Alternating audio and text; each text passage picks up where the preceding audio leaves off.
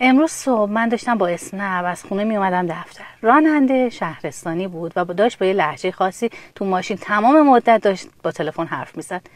من هیچ کلمه از حرفاشو نمیفهمیدم. فکر کنم لهجهش کردی بود یا یه گویشی که من متوجه نمیشدم. تو همین موقع داشتم فکر میکردم که چقدر سخته آدم توی موقعیتی قرار بگیره، یکی کنار آدم باشه، به یه زبونی صحبت بکنه و شما هیچی ازش نفهمی. و تو همین لحظه بود که داشتم به این فکر می‌کردم که خب ایرانیایی که میرن چین گاهن توی تاکسی یا توی مسیرهای مختلف با چینیای لوکال برخورد میکنن و اون چینی‌ها هیچی نمیتونن به زبون فارسی یا انگلیسی صحبت بکنن و تمام صحبتاشون چینیه. چقدر خسته کننده و بورینگ میشه.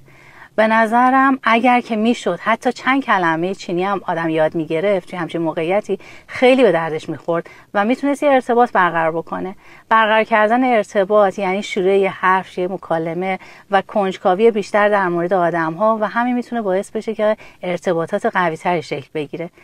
نمیگم چینی رو به شکل حرفه‌ای یاد بگیرید، ولی شما که تاجر هستید، کارآفرین هستید، دارید با چینی‌ها کار میکنید، حتی اگه چند تا کلمه ساده چینی رو هم یاد بگیرید، مطمئن باشید توی سفرهایی که تو چین دارید یا اگر با دوستان چینیتون کنار هم هستید خیلی به کارتون میاد. تو همین حساب تجربه کردی کنار یه آدمی قرار بگیری داره به یه زبونی صحبت میکنه و تو هیچی ازش نمیفهمی؟ چقدر خسته کننده است.